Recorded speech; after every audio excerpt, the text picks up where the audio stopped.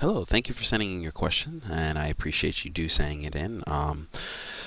Basically, to get right into this, I'm glad you looked over the documentation for the theme. It's definitely important looking that over. And one of the first things I want to show you in that is that the documentation actually does kind of outline a lot of different things, and what people tend to get stuck on is not knowing enough about WordPress, or not knowing enough that will connect the two between WordPress and themes, or WordPress and plugins. So you really don't have too much of a clear idea of what the documentation may be saying to you, and it being pretty clear. So in here, in the WordPress dashboard, this is the optionary for the themes. And if you actually go into help, it'll show you some of the documentation. And like I mentioned before, my videos are limited to 5 minutes a piece, so I'm not going to be able to make lengthy tutorials like some of the larger companies, because they actually pay for that kind of ability to record longer videos like that. So in this case, I'm just going to make this video and just kind of go over different things. So when you go over WordPress and you're going through different things, just come up with pretty pointed questions.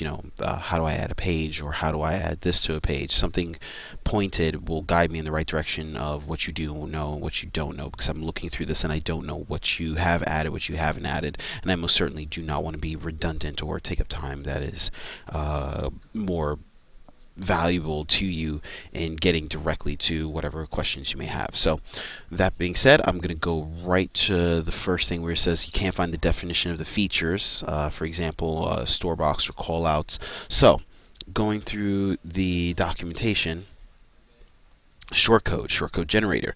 You can easily insert shortcodes by using the shortcode generator, which is found in the toolbar of the visual editor. So that's what you're going to be looking for there, and this actually shows you which of these you can use. There are also more shortcodes from the demo site. So what you would actually do is go back to the demo site through ThemeForest, and it'll show you what the shortcodes are. Now, this is all being said with the assumption that the user knows what a shortcode is.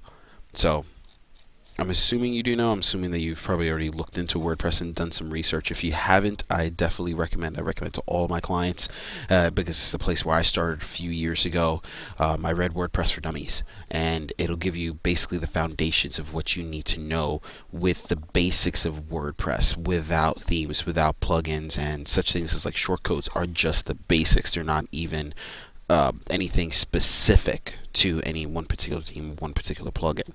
So getting back to the shortcodes, go back to all pages, and let's see. It looks like you've already made a couple pages, so I'm hoping I'm not going over anything that you already know. But we'll find, let's say, the home page, because it looked like you did a little bit of work to the home page here. So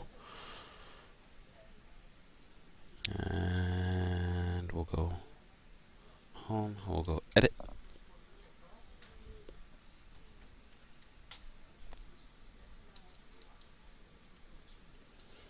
and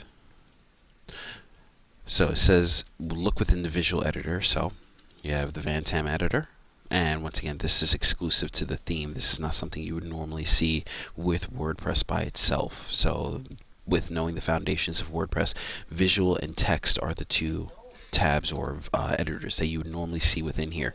Text, of course, being for pure code if you're going to do things in code, which, of course, that's not something we teach. It's something you're going to have to know HTML, CSS, and PHP in order to edit. Then there's the visual. So we're in the visual, and it's found in the toolbar. This is, of course, being your toolbar, and V for Vantam shortcodes. Open this up, and boom, you can add your light boxes, style boxes, however you want to. So let's just add a divider, and this will bring up your optionaries for it. Now, of course, what you're going to want to do is have the cursor wherever it is that you want to enter the next particular item or particular function. So and also, one thing I want you to kind of take note of is when you're using the Vantam editor, to just kind of look at the box or the frame to figure out where everything's at. So the slider is not part of that this frame here. This is completely different. So this is, I'll try and make another video for you to try and explain what this is.